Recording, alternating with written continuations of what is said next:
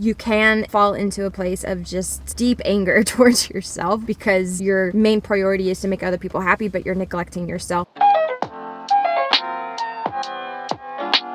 Hi, I'm Amanda, and today we are going to be talking about people pleasing, a subject that's been on my heart. I listened to a podcast. They talked about people pleasing and how people pleasing can hold us back in our lives, and I actually have some more things to say about it as well. I am going to go grocery shopping in a second, but I want to talk to you before I do that and then give you some more conversation when I come back. So pretty much I brought you with me grocery shopping today. I needed to grocery shop, and I also need to film this video. The first thing I want to get at is the heart behind the tendency to want to people please. You might know this, it might be obvious, but I think some of us don't put two and two together. There is a root of fear that's been formed within us, obviously from previous wounding experiences. Those woundings and experiences cause us to see our present situations and relationships through a lens of those wounds. The result of that is self-preservation. I am going to do everything in my power to make sure that I make those around me happy, and I will please them, and I will meet their expectations whether I want to or not. Thus, I will not be rejected. I will not be abandoned anymore, and I'm guarding myself and protecting myself by doing that. The problem with that is we're not really being true to what we want to do, or to who we are. We've kind of stepped into this form of who we are because we think we have to create this persona that is going to be accepted and received by those people around us, and therefore we're not being our true selves. We're just trying to make everybody happy. That can have some devastating effects with us down the road if we don't get a handle on this people-pleasing tendency. There is a balance with this, just like with anything else. Yes, we want to be accepted by our community, our friends, our family members, those we work with. We do want to have a sense of participating in social settings where we do want to kind of meet certain expectations and we do want to make people happy, but you can take it to the extreme where you rob yourself of revealing who you truly are, because like I said before, you are trying to create a persona that I'm going to make this person happy, so either I'm going to be what I think they want me to be or respond in a way that I think they want me to respond and meet an expectation no matter what it does to me. Again, devastating things can happen as a result. It's raining.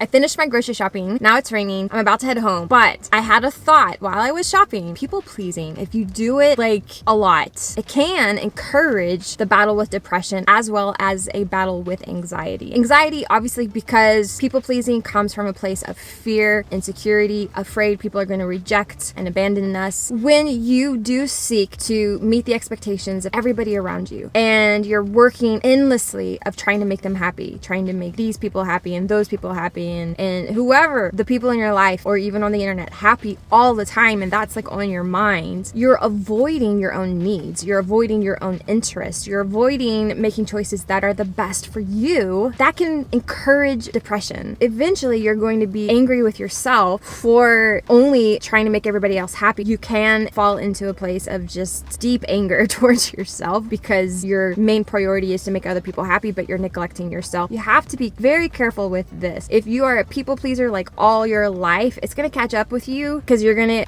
have a meltdown. Because I've had a meltdown where I've tried so hard to make people happy to the point that it was detrimental to my own health. I experienced burnout trying to make my supervisors happy overseas. When you're trying to make people happy so much and trying to meet their expectations because you're afraid that they're going to reject you or they're gonna not approve of you, then you can essentially, in order to make them happy, bring yourself to a place of not caring for yourself and thus being in a place where you're harming yourself because you're making choices that are not best for you, but they're best for everybody else. It is very exhausting trying to make everybody in your life happy around you. It's very exhausting trying to make sure and guard your heart of keeping yourself from being rejected and disappointing people in your life. Like, that's just a very unending, endless activity that you're always doing, and you're going to, like I said, cause yourself to have have depression, anxiety, and just be miserable, you can harm your mental health as well. Know that you cannot make everybody happy. You cannot make everybody happy, and you cannot meet everybody's expectations on you. If there's an individual in your life that seems to never be happy with your choices and you seem to never meet their expectation, then let me be very real with you here. They will never be happy. They will never be satisfied. You're going to meet one expectation, they're going to have another one for you. You're going to make them happy in this one area, they're going to want you to make them happy in another area. When we live our lives to make other people happy, we are, simply put, giving our power away to them and allowing them to run our lives. Also not good and can lead into depression and anxiety.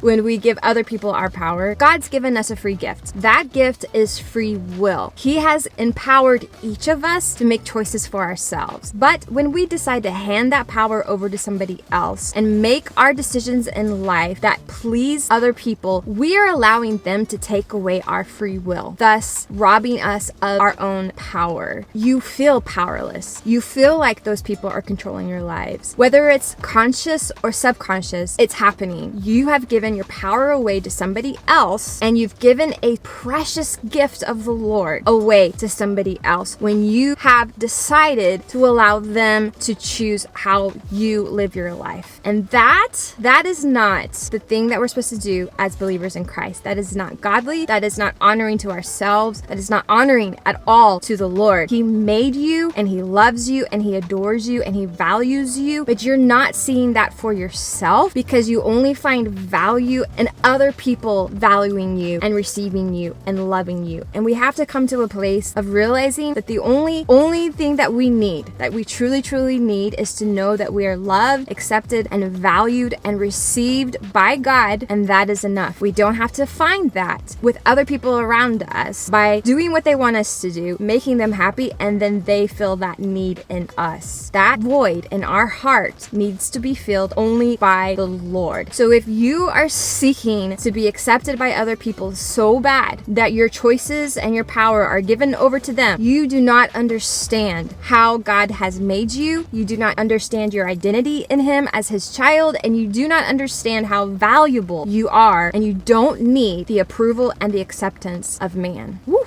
this got good. This got good. I need to go shopping more often.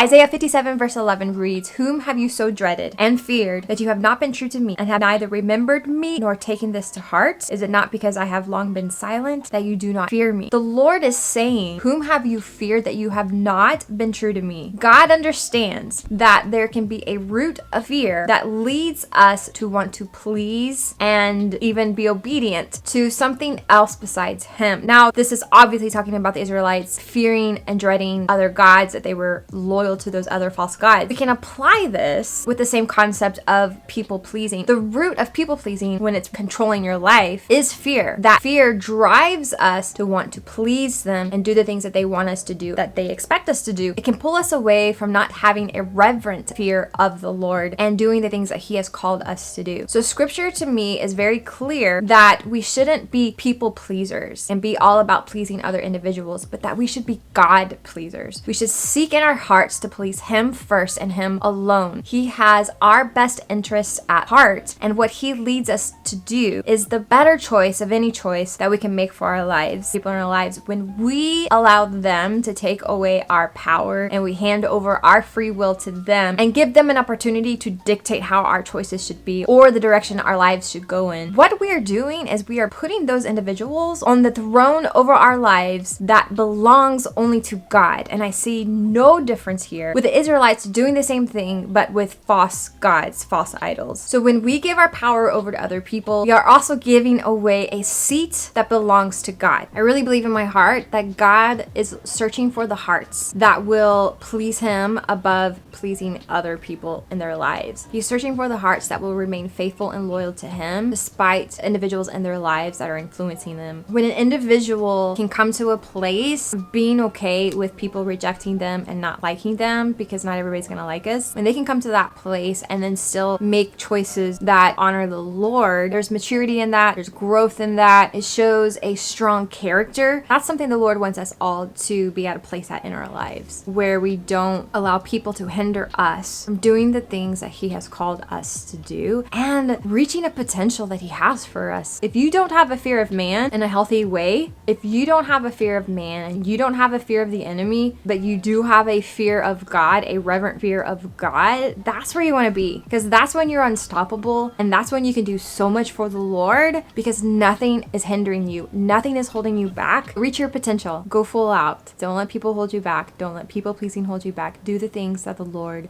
has for you to do.